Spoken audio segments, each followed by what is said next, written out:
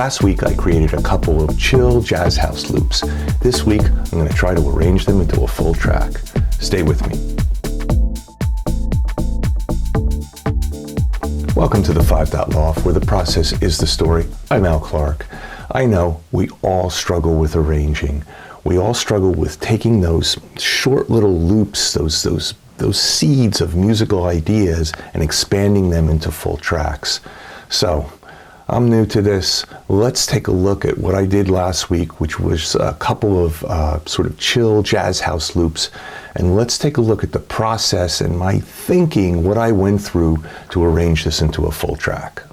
So here we are in Ableton Live, and what I want to do is I want to go through each track, and then I want to take a look at some of the decisions that I made in terms of the arrangement that I'm looking at. So let's just take a look at the arrangement itself here for a second. You've got an intro, and that's 16 bars. And then starting at bar 17, you have a drop, and that's a low energy drop. That's a drop to just introduce the main instruments, and then also introduce the melody, okay? Then, in sort of a classic style, we'll do a break and a build over 16 bars, and then we'll do the full energy drop. That's everything together. That's sort of the peak of the thing, and then we'll do an outro.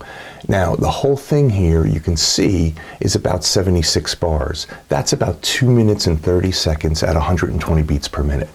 This is not a track for release. This is like a demo track. This is an instructional track for myself. All I'm really doing here is practicing transitions, practicing going from high energy to low energy, and telling a story through that modulated energy.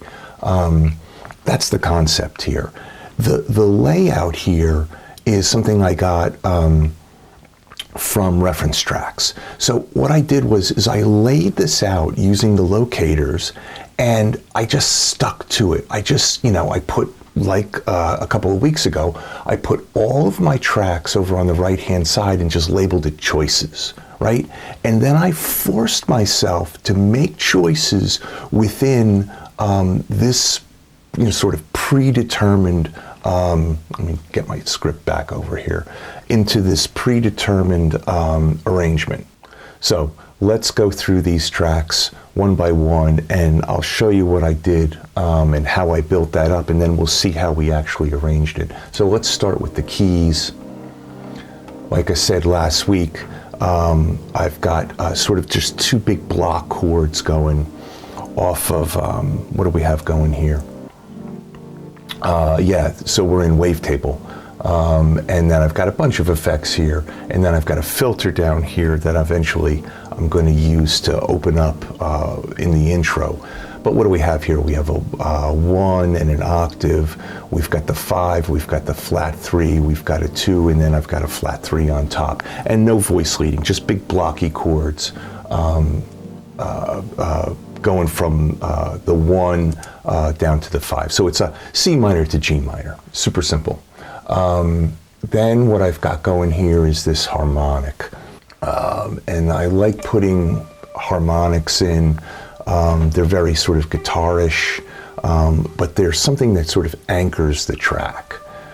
And then we have these chords.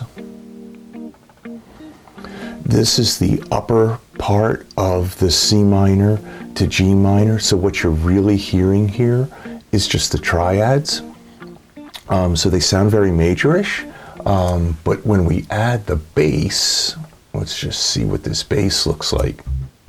This is trillion.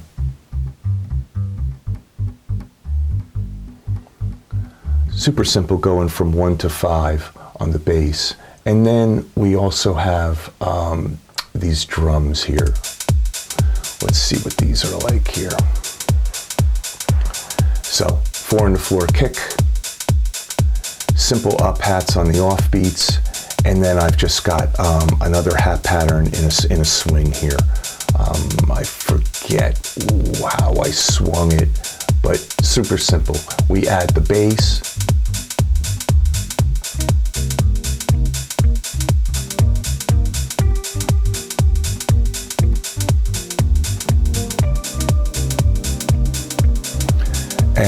this is the part of the loop that I did last week, and then here's that melody.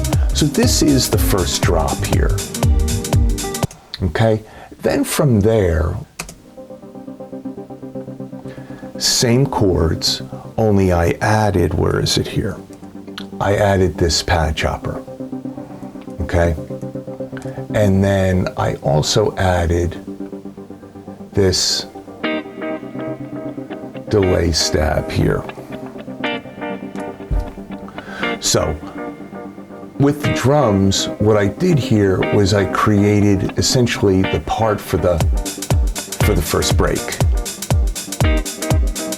And that's just C minor to G minor. Okay, and then from there, we added these tight chords, what I call tight chords, and this is just the same harmonic pattern,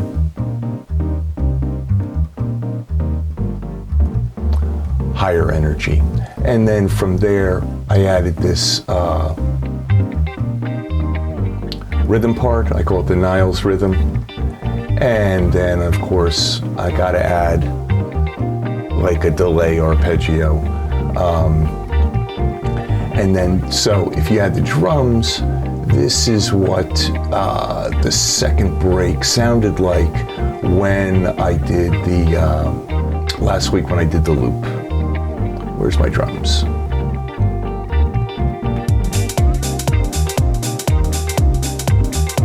All right, so that's what I was doing from the perspective of just from the loops from last week. All right, here we go. Let's take this all the way from this intro and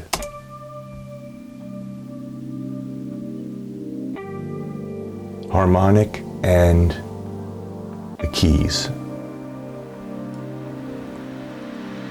And I'm slowly opening with the filter. And now I'm going to slowly open with a filter on the drums, start to bring the rhythm guitar in, and here comes your first drop.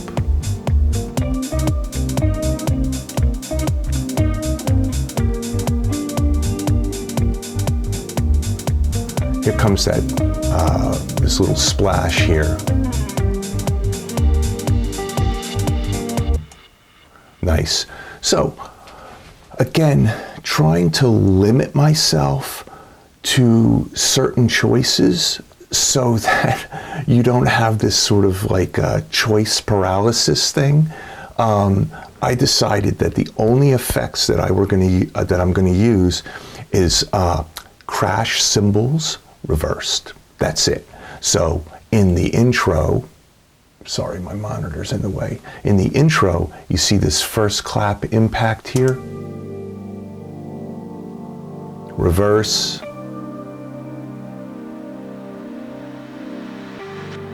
And then delay. I just decided that's the only thing I'm going to use. And it really helped because it was like, okay, whenever I need a transition sound, I know where to go. And I just whacked it in. Okay? Let's go all the way to the beginning here. Can we please? Okay. And of course, intro is just all about building energy, right? Splash. And let me just say one more thing that's key here. One of the huge suggestions for arranging that I got through watching a ton of videos is that every 8 bars change something. Just whatever it is, every 8 bars, to keep the listener's interest, you got to change something. So I've got an 8-bar intro here where I'm just slowly opening the filter and adding the harmonics, but in the middle of that, I'm going to put that splash in there just to keep the interest going. All right, can we move on?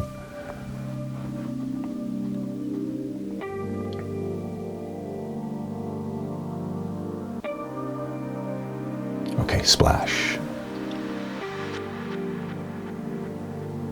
And now we're gonna add the bass and we're going to open up the filter on the drums, which is sort of almost like a cliche technique.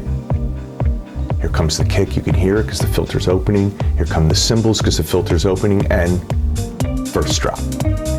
So you hear the full hi-hats there, and then you hear that full melody. And again, you see down here, within that first 8 bars, I'm going to add another splash, because what we're going to now introduce coming up are strings. Real subtle. Hear them? Here they come. Just real subtle. And now another splash to go into the break.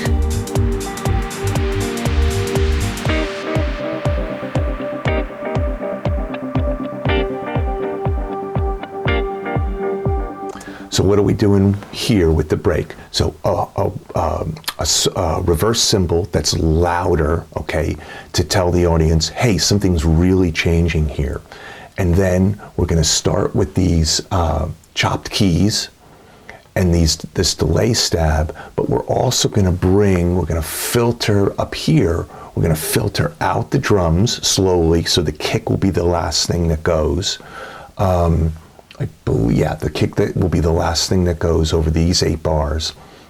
And then also, because you're bringing everything down, it almost like reveals the strings, and I call these glue strings, because for me, the strings are sort of gluing the whole track together. Let's play it from sort of the middle of this drop. Here comes the splash. A change is happening. I'm slowly going to bring in these glue strings. It's almost like they're pads, they're building.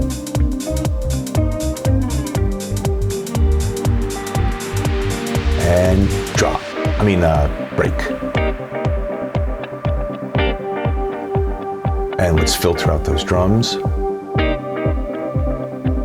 Now coming down here, small riser. And here comes the energy. This is the build. Changing strings, building energy.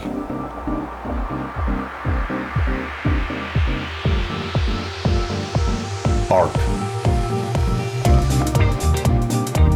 And we've got the Niles. This is our full drop now. I ended up adding a wah part.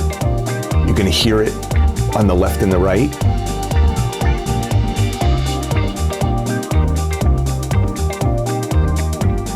It's like almost like a call and response thing. Now, transition to the outro.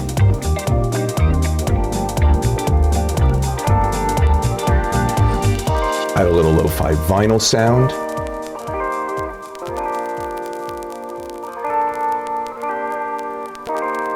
This is just a totally warped guitar here.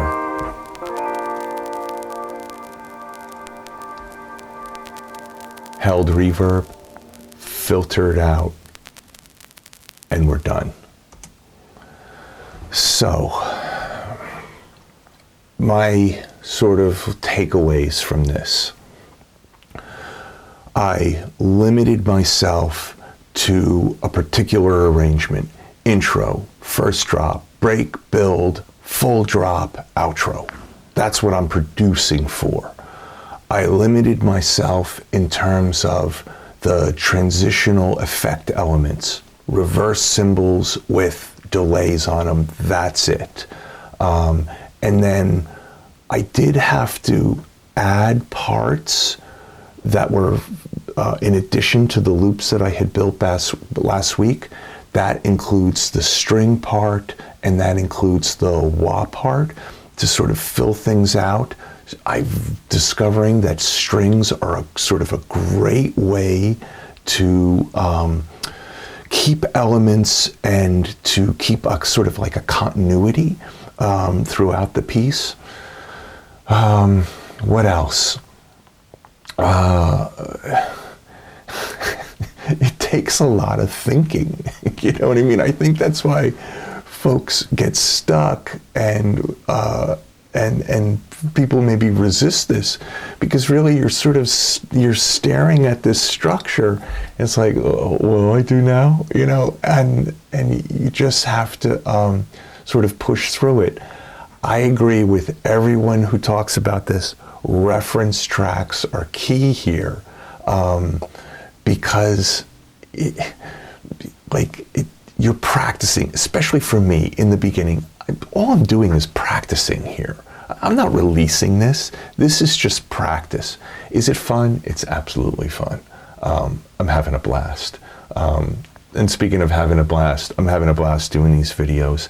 I think this is my 9th video. Next week, I think I'm going to either do a reflection video or maybe I'll just start with synthesis, because I really want to start to talk about synthesis, the basic of synthesis, and how being a producer, you really have to, you really should know how to make some basic sounds. And so that's what I'm working on these days. Anyway, I hope you like this content, this sort of process thing and watching me learn all this stuff. If you do, maybe you subscribe. I think I have like 10 subscribers or something. Anyway, if you're watching this and you like it, hit the buttons, do what you need to do. My name's Al Clark. This is the 5 Loft, and I'll see you next week.